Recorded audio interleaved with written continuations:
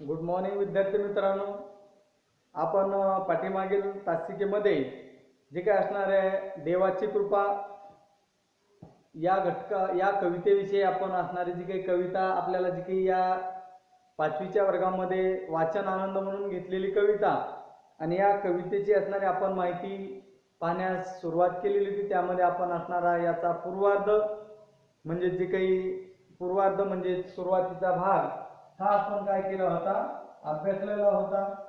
म्हणजे जी काही देवाची कृपा ही जी काही असणारी कविता आणि या कवितेविषयी जी काही कवयित्री सौ मृण्मयी लिमये यांनी जी काही माहिती किंवा काव्य केलेलं आहे ते काव्याविषयी आपण माहिती घेत होतो.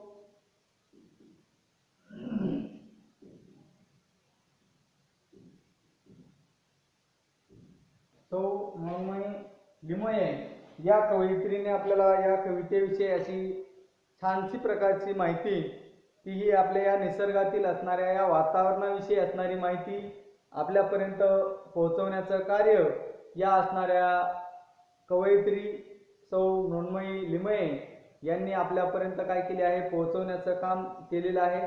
त्यामध्ये निसर्गाचं असणारं वर्णन, हे निसर्गाचं असणारं वर्णन आपण पाहत होतो. त्यामध्ये आपण वासरे की धावतात, मोर नाचती वनात, मुले खेळती पाण्यात, दंग मौज करण्यात.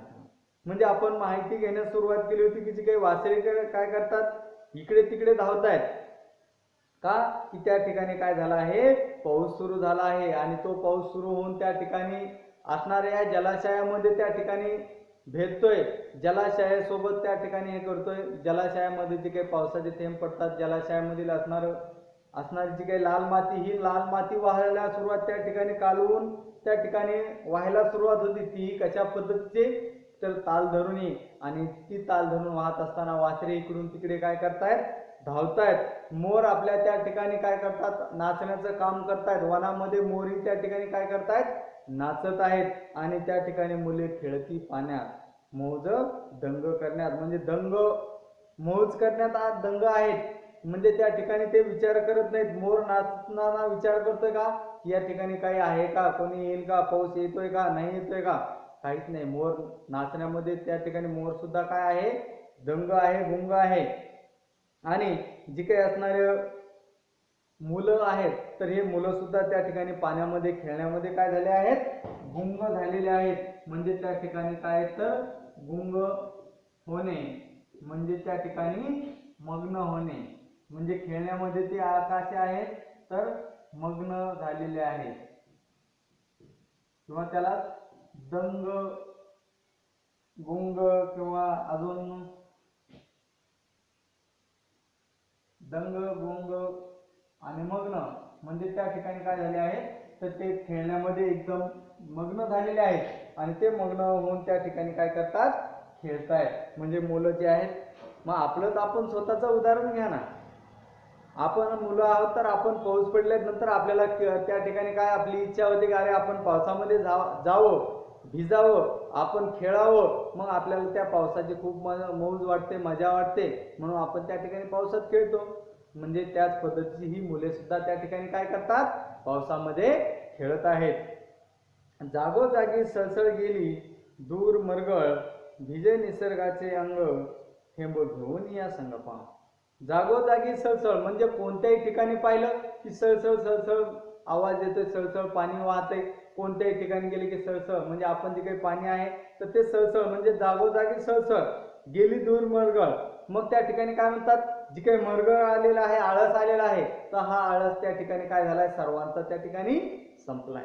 म्हणजेच कोणालाही त्या ठिकाणी काय राहिलं नाही, आता आळस राहिलेलं नाहीये, मरगळ राहिलेली नाहीये. म्हणजे कोणी आता त्या ठिकाणी आळसी झालेला नाहीये. म्हणजे जी काही मरगळ आहे तर ती मरगळ आता त्या ठिकाणी निघून गेलेली आहे. का निघून गेलेली आहे की त्या ठिकाणी आता पाऊस सुरू झाला आहे, एवढं पाणी, ते आवाज येतो सळसळ कळकळ, एवढं फ्रेश वातावरण झालेलं आहे. कुठेही काही कचरा घाण कुठेच राहिलेलं नाही. झाडावरती असणारं जे काही पानावरती पाणी साचलेलं आहे, म्हणजे पान सुद्धा एकदम फ्रेश झालेले आहे.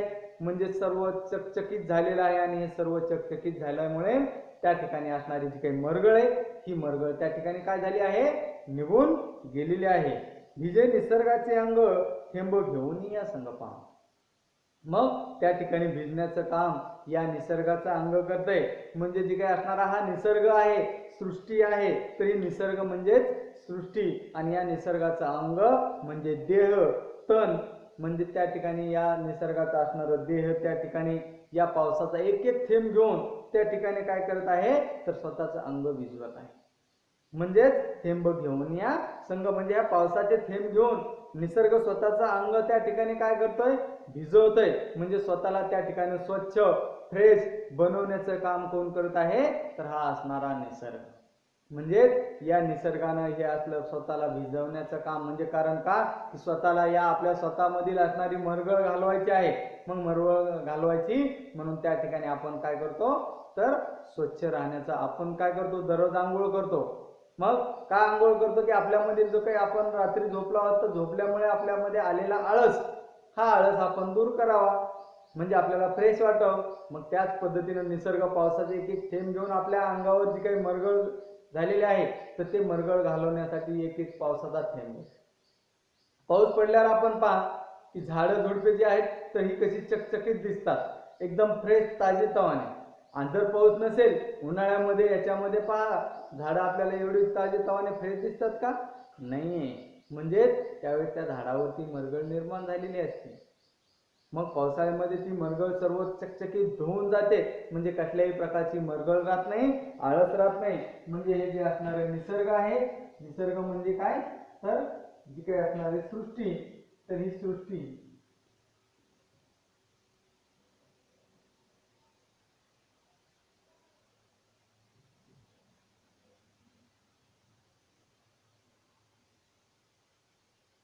काय आहे, निसर्ग म्हणजे असणारी जी सृष्टी.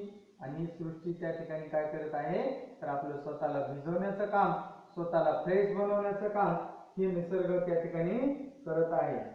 अंग, अंग म्हणजेच काय, देह किंवा आपलं शरीर, म्हणजेच आपण बॉडी म्हणतो. म्हणजे आपलं असणारे जे काही शरीर आहे, तर हे शरीर जे काही पावसाचे थेंब त्या ठिकाणी घेऊन काय करत आहे, तर या निसर्गाचा अंग त्या ठिकाणी सृष्टीचा अंग असणारं देह भिजवण्याचं काम त्या ठिकाणी करत आहे.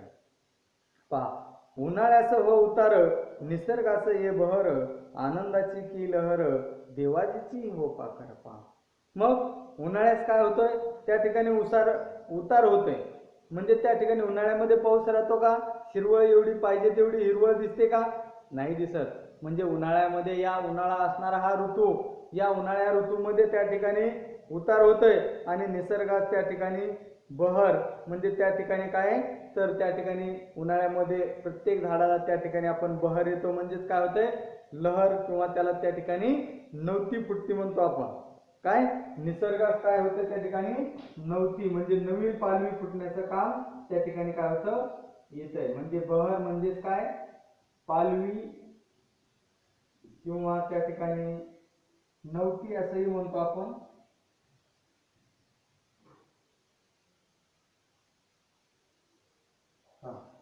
म्हणजे निसर्गात काय होतंय, उन्हाळ्यामध्ये उतार लागला की त्या ठिकाणी पहिली जी काही पानं आहेत, तर ही पानं त्या ठिकाणी परत काय होतात, गळून जातात. आपोआप त्या ठिकाणी आपण उन्हाळ्यामध्ये पाहतो की जी काही झाडाची पानं आपोआप वाळू लागतात. आणि वाळू लागली की एक एक एक एक पान या जमिनीवरती काय होतं, त्या ठिकाणी खाली पडलं जातं. का खाली पडलं जातं, कारण त्यावेळेस उन्हाळा, आणि उन्हाळ्यामध्ये जी काही असणारी आलेली पानं ही सर्व त्या ठिकाणी खाली पडली जातात. म्हणजे ते उतार सुरू होतो उन्हाळ्यामध्ये. आणि या निसर्गाला परत नवीन बहार यायला सुरुवात होतोय. म्हणजे त्या ठिकाणी नवीन बहार यायला, म्हणजे त्या ठिकाणी नवीन पानं, नवीन फुले येण्यास त्या ठिकाणी काय होते, सुरुवात होते. मग आपण आंबाच पहा, मग या आंब्याविषयी काय होतं, तर आंब्याला जी काही पानं आणि जी काही फुलोरा, जी काही बहार आहे, तर हा बहार कधी येतो, उन्हाळ्यामध्येच येतो. म्हणजे त्याला ती फुलं येतात, फुलं येऊन त्यापासून आंबा तयार होतो. म्हणजे हा का होतो, तर नवीन बहारामुळे. म्हणजे नवीन बहार येण्याचं, फुल येण्याचं काम, नवती येण्याचं, पालवी येण्याचं काम या उन्हाळ्यामध्ये त्या ठिकाणी होतं. म्हणजे उन्हाळ्याचा म्हणजे उतार सुरू झाला की, उतार सुरू झाला की निसर्गाला बहार यायला सुरुवात होतोय. आणि हा बहार सुरू झाला की आनंदाची की लहर, मग आनंदाची की लहर देवाची हो पाखर पा. मग ही जी काही पाखरं आहेत, पक्षी आहेत, तर ही काय आहेत? देवाची पाखरं आहेत, देवाची पक्षी आहेत. म्हणजे आपण सर्व कोण आहोत? देवाची पक्षी पाखरं आहेत. आपण देव आपल्याला लेकराप्रमाणे हे करतोय. म्हणजे त्या ठिकाणी जी काही लहर आहे, तर ही लहर कशाची आहे? आनंदाची लहर. म्हणजेच कोणती आहे? तर प्रत्येक ऋतूमध्ये जसा बदल होतोय निसर्गाप्रमाणे, तर तो निसर्गाप्रमाणे बदल जसा होतोय निसर्गामध्ये, तर ह्या प्रत्येक ऋतूमध्ये बदल होतो. आणि या प्रत्येक ऋतूमध्ये जो काही बदल होतो, तो बदल का होतो? की त्या ठिकाणी ही एक हुकी आहे, लहर आहे. आणि ती कोणती लहर आहे? तर आनंदाची लहर आहे. आनंद म्हणजे काय? खुशी, हर्ष किंवा मोद असंही त्याला त्या ठिकाणी म्हटलं जातं. आणि लहर म्हणजेच काय? हुकी म्हणजे त्या ठिकाणी लहर, हुकी. आणि पाखरं म्हणजे काय? पाखरू, पक्षी. म्हणजेच त्या ठिकाणी काय होतं? आपल्याला आनंदाची लहर येते. कारण का? की त्या झाडामध्ये काहीतरी बदल झालेला आहे, त्याला फुलोरा आलेला आहे, त्याला फळ आलेलं आहे. आणि हे फळ पाहिलं की आपल्याला आणखी त्या ठिकाणी काय होतो? आनंद, आपला उत्साह वाढला जातोय. आणि आपण सर्वजण काय आहोत? तर या देवाची पाखरं आहोत. म्हणजे या देवानं आपल्याला प्रत्येक ऋतूमध्ये बदल केलाय. आणि प्रत्येक ऋतूमध्ये आपल्यालाही त्या ठिकाणी आपल्याला आपल्या पद्धतीने राहायचंय. मग पाखरं असतील, पाखरं त्यांच्या ह्यानं राहतील. आपण मनुष्य आहोत, आपण मनुष्याप्रमाणे राहतो. म्हणजेच आपण ही प्रत्येक ऋतूमध्ये त्या ऋतुमानानुसार आपण काय होतो? त्या ठिकाणी बदलले जातो. म्हणजे अशा प्रकारची ही जी काही देवाची कृपा, म्हणजे देवा तुझ्यामुळेच हे सर्व घडतंय, अशा प्रकारची असणारी कविता आपल्याला या ठिकाणी पाहावयास मिळते. जी काही सौ मृण्मयी लिमये या कवयित्री, जे काही कवयित्री आहेत, तर या कवयित्रीने आपल्याला या पद्धतीची असणारी कवितेच्या माध्यमातून आपल्यापर्यंत माहिती, म्हणजे या काव्यवर्णन हे आपल्यापर्यंत काय केलं आहे? असं छानशा प्रकारचं असणारं काव्यवर्णन या असणाऱ्या कवयित्री जे काही सौ मृण्मयी लिमये यांनी या काव्याविषयी आपल्याला काय केली आहे? माहिती दिलेली आहे. म्हणजे या माहिती देण्याचं काम या सौ मृण्मयी यांनी केलेलं आहे. कोणाला समजलं नसेल, कोणाला काही अडचण असेल, तर आपण त्या ठिकाणी या ठिकाणी विचारू शकता. समजलं सर्वांना? ओके. सर्वांनी शब्दार्थ लिहून घेतलेत? शब्दार्थ लिहून घ्या मग घेतले नसतील तर.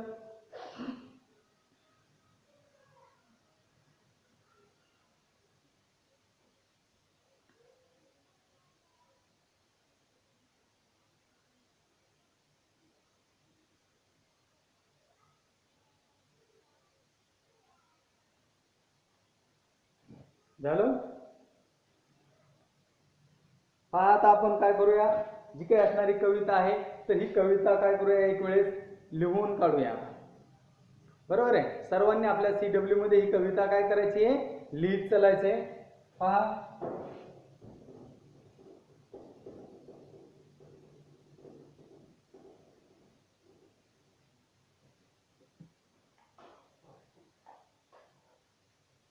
पहा कविता लिहायला सुरुवात करायची सर्वांनी. कसे ढगाळ ढगाळ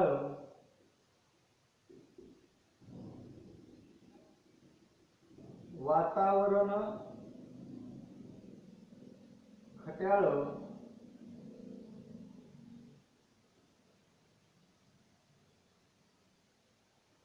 वारा झाला की पिसाट,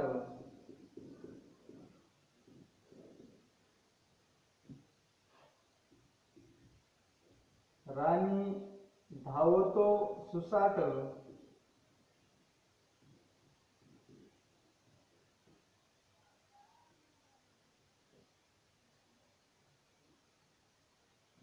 दुसरं करू हेंबो स्पर्शती जलास,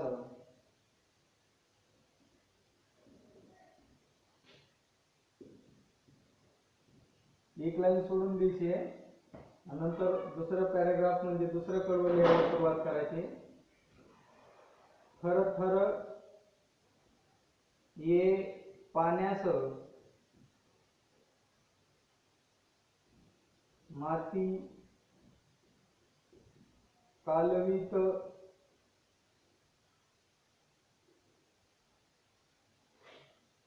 कालवीत लाल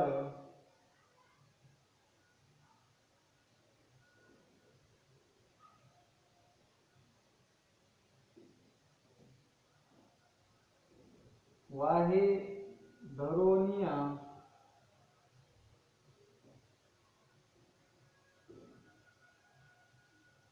धरोनिया ताल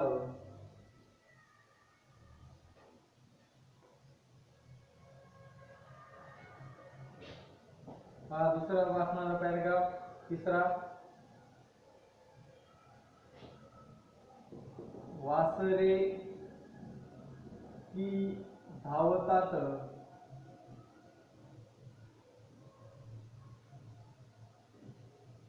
मोर नाचती वनात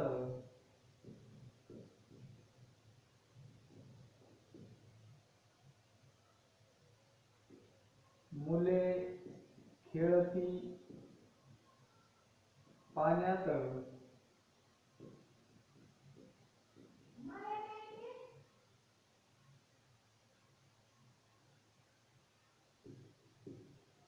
दंग मौज करण्यात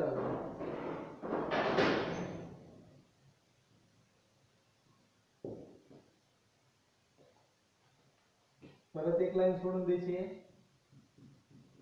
जागोजागी सळसळ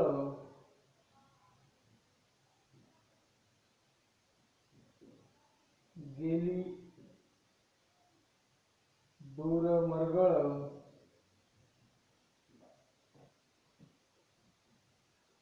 भिजे निसर्गाचे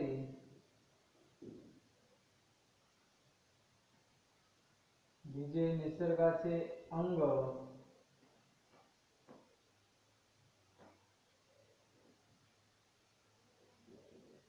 थेंब घेऊनिया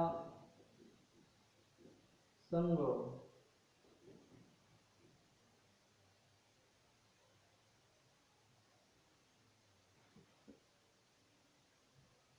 असणारा शेवटचा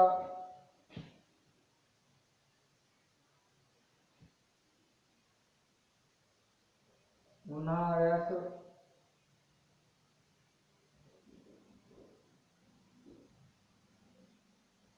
हो उतार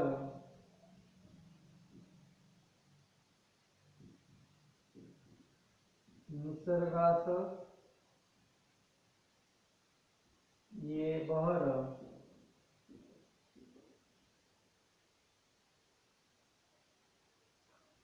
आनंदाची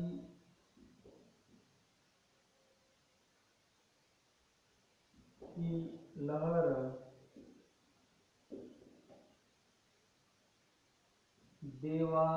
देवाजीची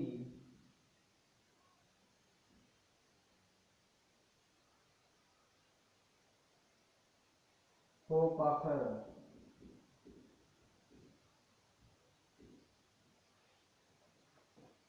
लिहून घ्या सर्वांनी कविता.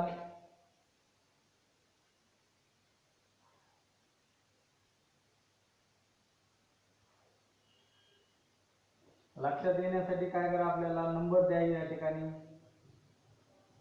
1 2 3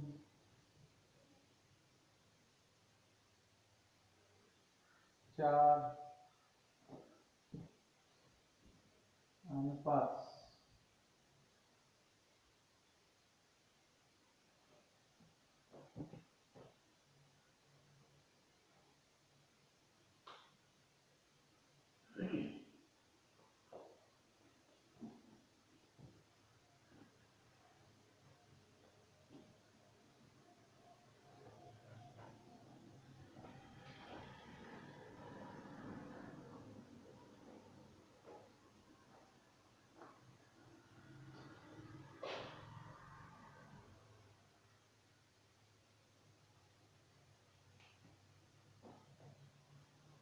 झालं.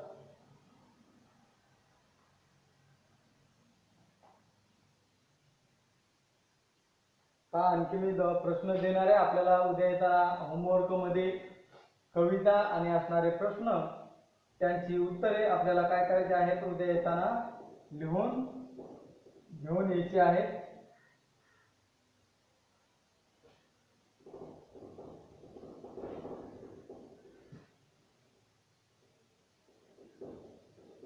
पहा मी काही प्रश्न देत आहे आपल्याला एका वाक्यात उत्तरे.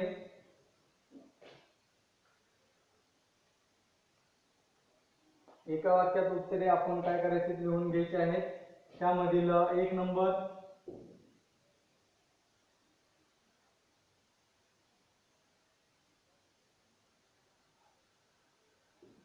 वातावरण कसे आहे.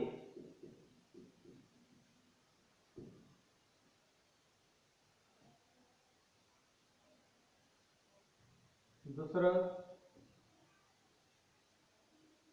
वारा कुठे धावतो आहे. तिसरं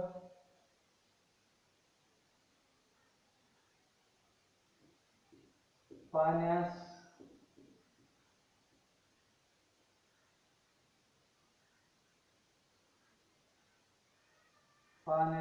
थरथर केव्हा येते.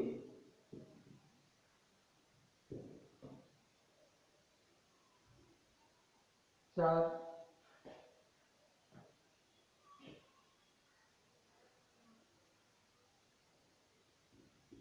मोर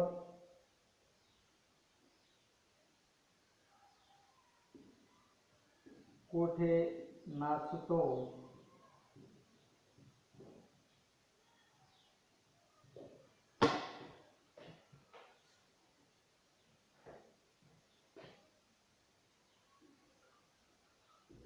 5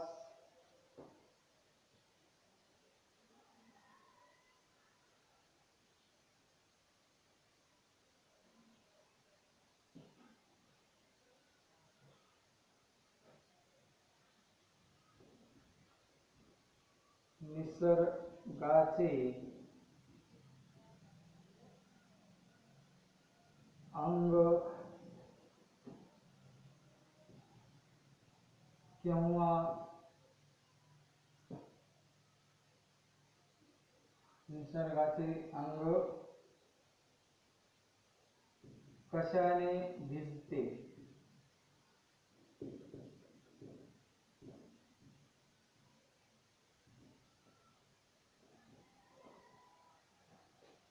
या आपल्याला असणाऱ्या 5 प्रश्नांची उत्तरे उद्या येताना आपल्याला काय करायचे आहे. उद्याच्या तासिकेमध्ये होमवर्क मध्ये आपल्याला या 5 प्रश्नांची उत्तरे जी काही असणार आपली कविता आहे तर ती कविता लिहून आणायची आहे ना.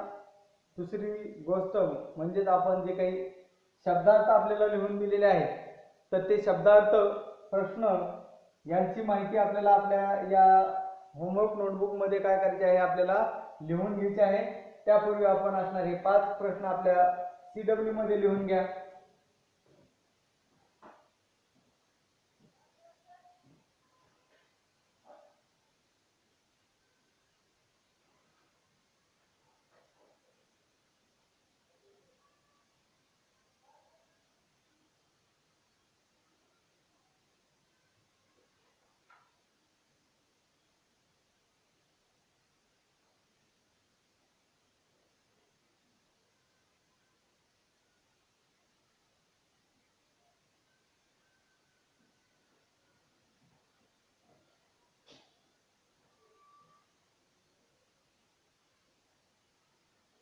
झाले सर्वांचे प्रश्न लिहून.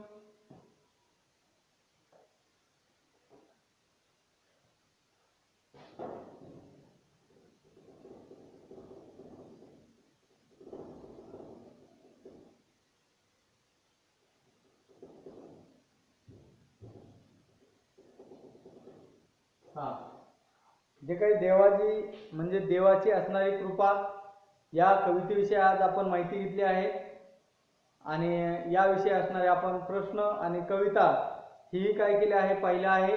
या कवितेविषयी असणारी माहिती आपण आज घेतली, म्हणून आपण उद्या येताना आपल्या या होमवर्क नोटबुकमध्ये आपली असणारी जी काही कविता, शब्दार्थ आणि दिलेले जे काही आपल्याला आता लिहून दिलेले प्रश्न आहेत तर ते प्रश्न आणि त्यांची उत्तरे आपण काय करायची लिहून घेऊन यायची आहेत। जी काही पोयम आहे तर ही असणारी पोयम देवाची कृपा ही पोयम आपण त्या ठिकाणी काय करायचे आहे लिहून घेऊन यायची आहे। कोणाला काही अडचण काही असेल तर आपण विचारू शकता। जी काही मी आपल्याला दाखवतोय ही कविता म्हणजे आपली असणारी देवाची कृपा या कवितेविषयी आपण माहिती काय करायची आहे लिहून घेऊन यायची आहे। समजलं सर्वांना? ओके, धन्यवाद।